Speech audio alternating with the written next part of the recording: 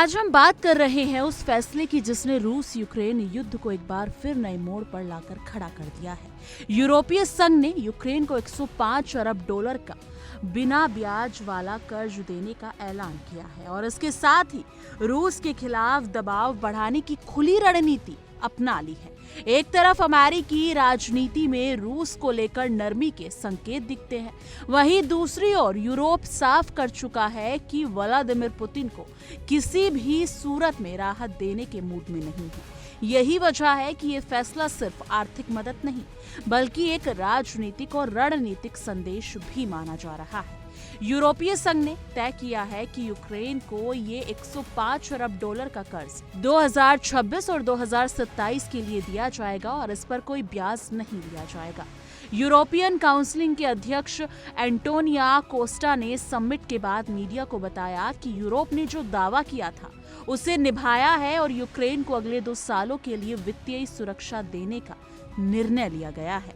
इस फैसले की सबसे अहम बात यह है कि यूक्रेन को ये कर्ज तभी चुकाना होगा जब रूस युद्ध के नुकसान की भरपाई करेगा। यानी साफ शब्दों में कहा जाए तो यूरोप ये मानकर चल रहा है कि युद्ध का आर्थिक बोझ अंततः रूस को ही उठाना चाहिए। इस फैसले के पीछे यूरोप की बड़ी चिंता ये भी है कि अगर यूक्रेन कमजोर पड़ता है तो रूस की आक्रामकता आगे और बढ़ सकती है। यूरोपीय देशों को डर है कि यूक्रेन के बाद कोई और देश अगला निशाना बन सकता है। इसलिए यूरोप चाहता है कि यूक्रेन की सैन्य ताकत भी मजबूत रहे और उनकी अर्थव्यवस्था भी पटरी पर बनी रहे। यही कारण है कि ये कर्ज बिना ब्याज के दिया जा रहा है और ताकि यूक्रेन पर तत्काल आर्थिक दबाव ना पड़े और वो युद्ध के हालात में खुद को संभाल सके। हालांकि इस पूरे फैसले में सबसे विवादित मुद्दा रूस की फ्रीज की गई संपत्ति का है।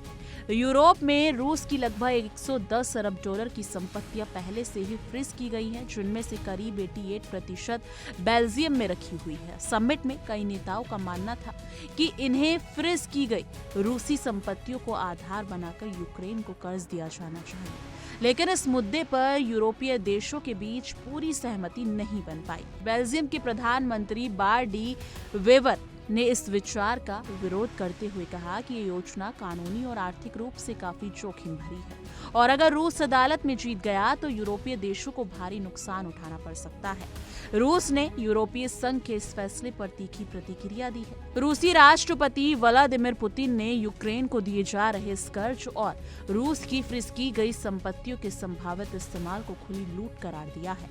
पुतिन का कहना है कि अगर यूरोप इस रास्ते पर आगे बढ़ता है तो इससे अंतर्राष्ट्रीय व्यवस्था पर लोगों का भरोसा टूट जाएगा और भविष्य में किसी भी देश के लिए इसी तरह की कार्रवाई की जा सकती है। उन्होंने साफ चेतावनी दी है कि रूस इस मामले को अंतर्राष्ट्रीय अदालतों में ले जाएगा और अपने हितों की रक्षा के लिए हर कानूनी विकल्प अपनाएगा। पुतिन ने यह भी कहा कि अगर ये कदम पूरी तरह लागू होता है तो यूरोपीय नेताओं को खुद इसके गंभीर परिणाम भुगतने पड़ सकते हैं। उनके मुताबिक कोई भी देश अब तब तक सुरक्षित नहीं रहेगा अगर उसकी संपत्तियां राजनीतिक फैसलों के आधार पर सख्त की जाने लगी। रूसी राष्ट्रपति ने दो टूक कहा कि चाहे कुछ भी हो जाए, जो कुछ लिया जाएगा उसे एक दिन लौटाना ही होगा और रूस इसके लिए लंबी कानूनी लड़ाई लड़ने को तैयार है। दूसरी ओर यूक्रेन के राष्ट्रपति वोलोदिमीर ज़ेलेंस्की इस फैसले से बेहद खुश नजर आए। उन्होंने सोशल मीडिया प्लेटफॉर्म एक्स पर लिखा कि ये समझौता यूक्रेन के लिए बेहद अहम है और ये देश को न सिर्फ आर्थिक रूप से मजबूत करेगा बल्कि आने वाले सालों के लिए वित्तीय सुरक्षा की गारंटी भी देगा। ज़ेलेंस्की लंबे समय से ये मांग करते रहे हैं कि रूस की फ्रीज की गई संपत्तियां सिर्फ रोकी ना जाए बल्कि यूक्रेन के पुनर्निर्माण और युद्ध खर्चों के लिए इस्तेमाल भी की जाए। अब बड़ा सवाल यही है कि आगे क्या होगा। अगर यूरोप रूस की फ्रीज की गई संपत्तियों का इस्तेमाल करता है तो यह अंतर्राष्ट्रीय कानून और वैश्विक वित्तीय व्यवस्था के लिए एक बड़ा उदाहरण बन सकता है।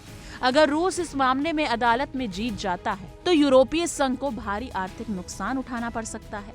वहीं अगर यूरोप सफल होता है तो भविष्य में किसी भी बड़े भू राजनीतिक संघर्ष में इसी मॉडल को अपनाया जा सकता है।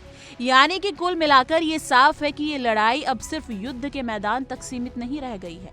ये लड़ाई अब बैंकों, अदालतों और कूटनीतिक मंचों पर लड़ी जा रही है। यूरोप यूक्रेन को हर हाल में मजबूत बनाए रखना चाहता है। रूस इसे अपनी संप्रभुता और अधिकारों पर हमला मान रहा है और पूरी दुनिया ये देख रही है कि इस टकराव में कानून भारी पड़ता है या ताकत। आने वाले समय में ये फैसला न सिर्फ रूस यूक्रेन युद्ध की दिशा तय करेगा बल्कि वैश्विक राजनीति और अर्थव्यवस्था पर भी गहरा असर डालेगा। लेकिन इस मुद्दे पर आपकी क्या राय है? कमेंट सेक्शन में जरूर साझा कीजिएगा।